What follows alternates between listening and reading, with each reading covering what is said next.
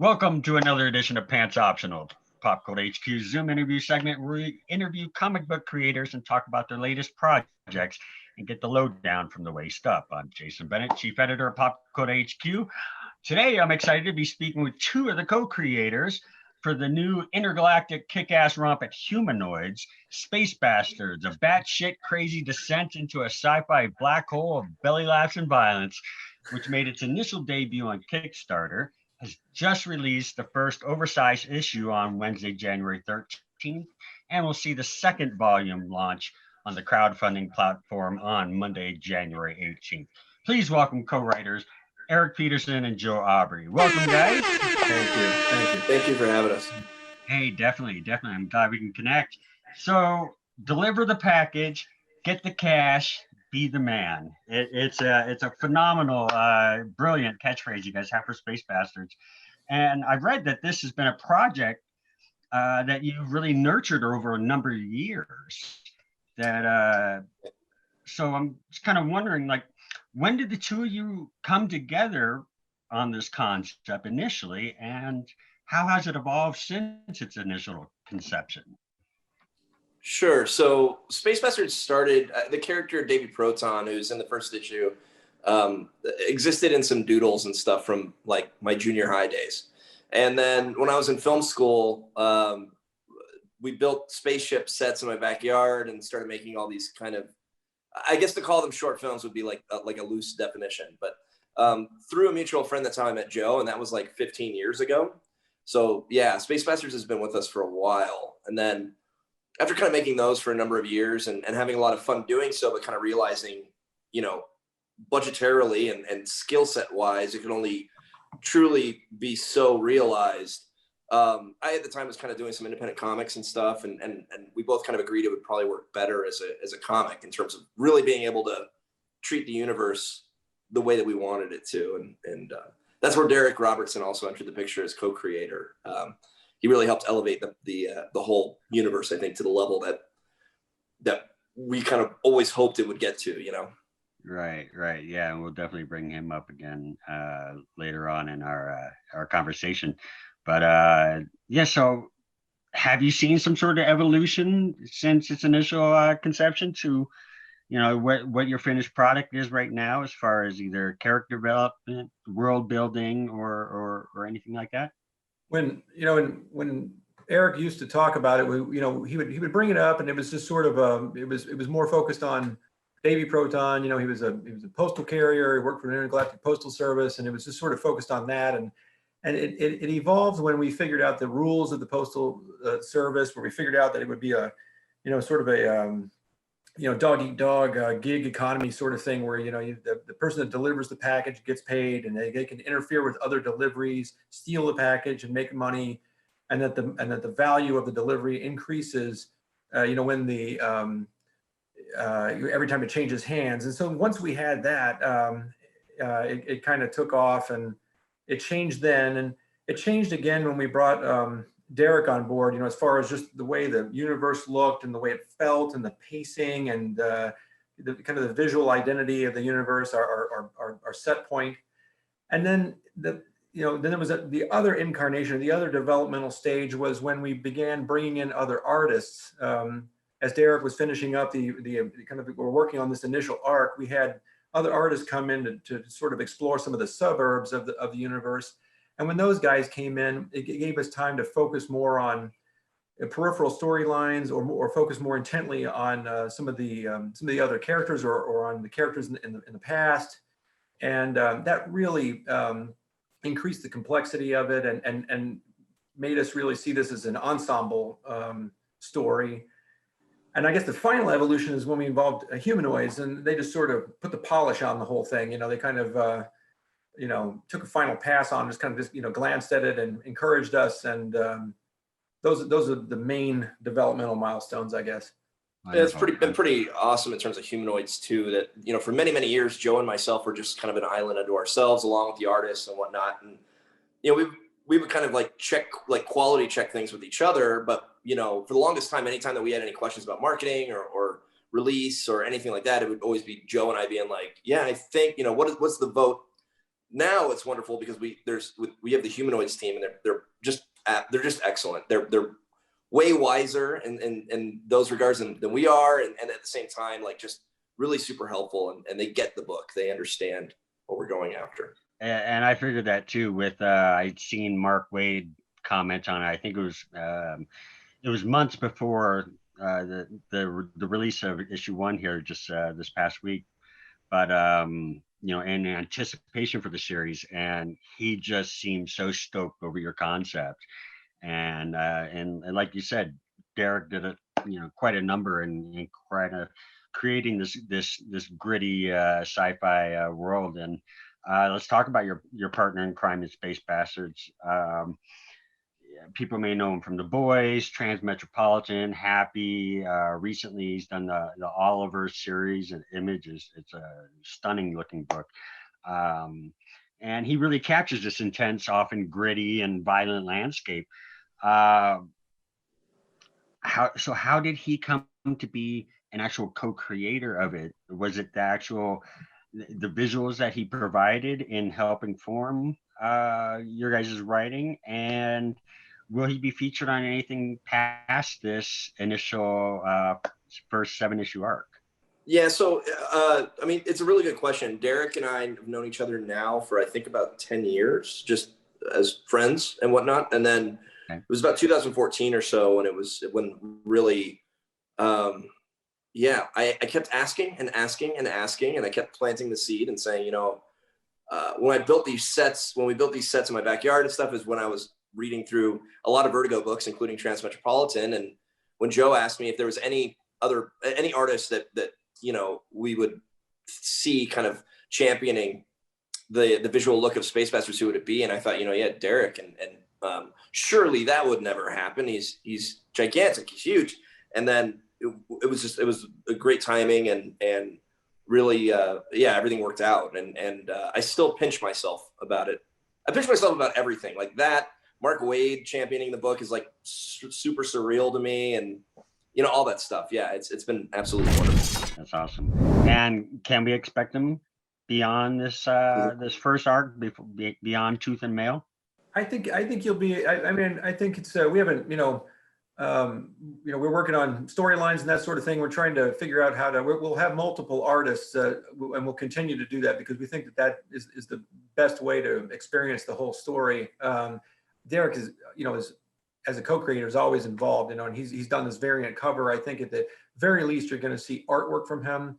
Very least you're going to see, maybe more design from him. If we're lucky and the timing is right, we'll have him in here again, and put him through this again if he's he's a phenomenal cover artist as well. So he can produce something there for you. Let's talk a little bit about this first volume. It's a monthly series consisting of a 7-part story arc entitled Tooth and Mail, which is just bananas for 7 issues. But I mean, that's a great thing. I mean, that's a hearty story. In this debut issue, we're introduced to 4 key players. One of the ones you were already speaking of, David S. Proton, your everyman, struggling to find financially and looking for some steady work. There's Manny Corns, a space bastard who's showing him the ropes. And then these 2 billionaires running the world with Wayne Powers, Powers Industries, and the get-rich-quick genius, the Postmaster General Roy Sharpton, who I heard Derek Robertson, like every October, gets some messages about happy Sharptober or something like that. Could you share a little bit about the primary space bastards in this series, as well as the 2 wealthy businessmen kind of pulling the strings? Sure. So I don't want to give away too many spoilers. I will say the Space Bastards is an ensemble cast. So even outside of those characters that you just named, one of the things that Joe and I think are the most enthusiastic about is how many different corners of the galaxy we explore, and also too, like, how many different walks of life I think a lot of these different characters come from that are, they do share some commonality in the fact that they're disenfranchised in some respect. But yeah, it's one of the things that I would say for readers, I'm very eager to see their reaction to some of the other corners of the galaxy that come along here. Yeah, without giving out too much, Wayne Powers and Roy Sharpton, share a history that we get into pretty quickly if people keep reading.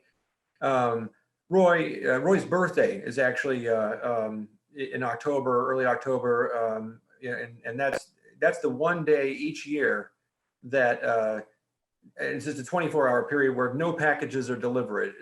That's a Sharptoberfest, and all of the postal carriers get together at the headquarters or the hotel and casino that are located near the headquarters, and they celebrate Sharpton's birthday. And it's a difficult time for them because they're used to earning money all the time, and so they have to actually not work for 24 hours. And we get into that later on, but that's the reference to Sharptoberfest. And so yeah, I send Derek a happy Sharptoberfest. Okay. That makes more sense now. Things are kind of clicking now. I get you. Yeah, that's going to be an interesting dynamic to see with that character too. Yeah.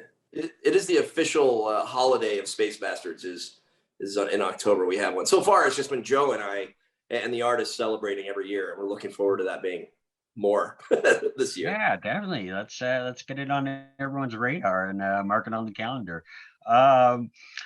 Hey, like I said in the opening, you guys have another Kickstarter campaign coming up for the second volume. What can you share about the upcoming campaign? And I think I've seen people say you can snag a second edition of the first volume had they missed out on the campaign. Is that correct? Yeah, that's correct. Yeah. So the campaign this time, we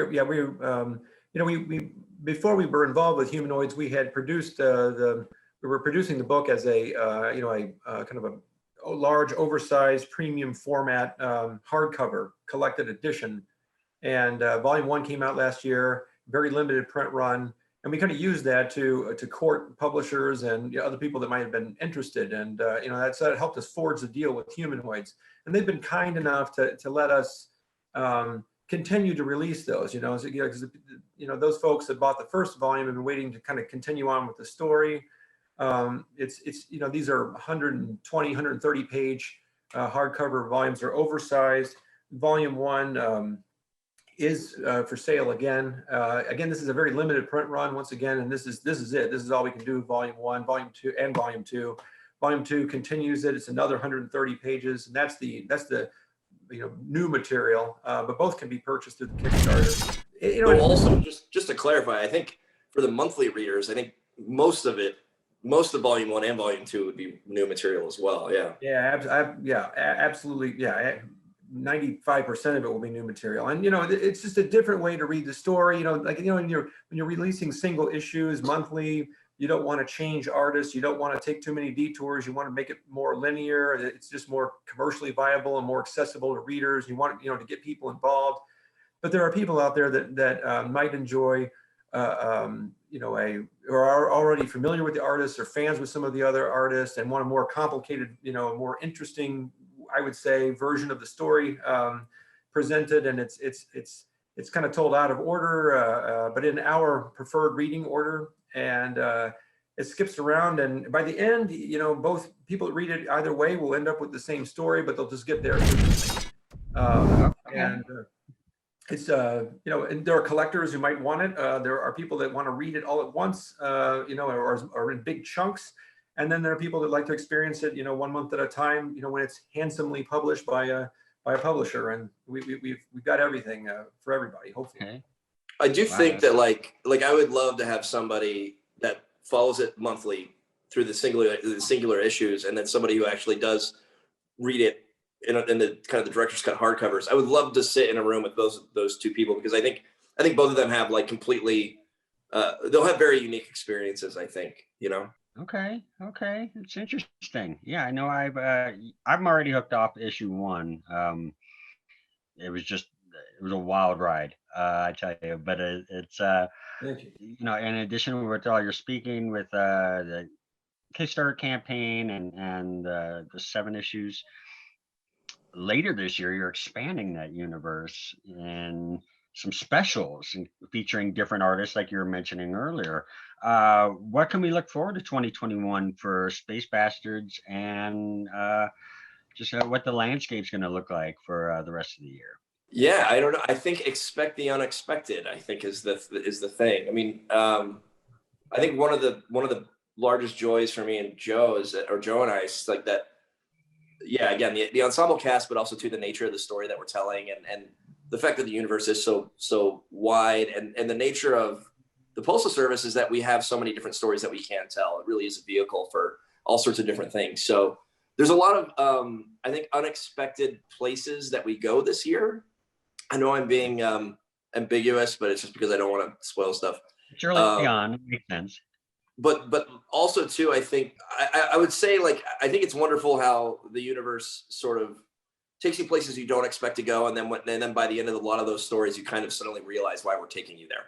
You know, I would say that as disparate as some things seem, maybe they are definitely pieces of this kind of large picture. You know, this panoramic shot. So, yeah. Well, you know, we do have. I think the specials that you're talking about, the Humanoids will be releasing, you know, and elements of the Kickstarters, both Kickstarters or both volumes in the Kickstarter that's you know, whose campaign begins on the 18th.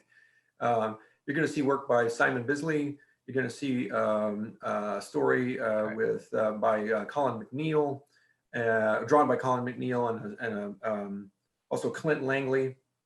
And some work by Gabo, also a guy who helped us out back at the very beginning. So, and then along with more Derek Robertson stuff. So we've got, you know, you get introduced, and you kind of get to experience our universe through the lens of a lot of these other artists. And that's going to be fun for you guys as creators to see other artists' interpretation of your characters or this world. You know, and you mentioned a lot about how much you can really expand in this world.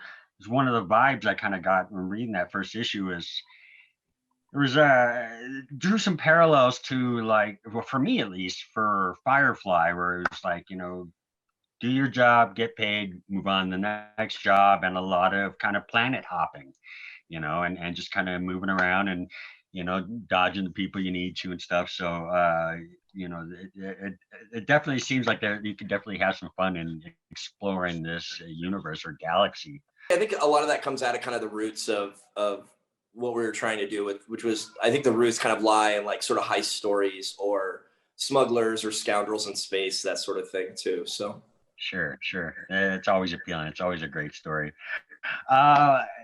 You know, you guys have set up a sharp online presence for Space Bastards with dedicated websites and social media accounts, not only allowing fans to follow along with news and releases, they can even join the intergalactic postal service themselves.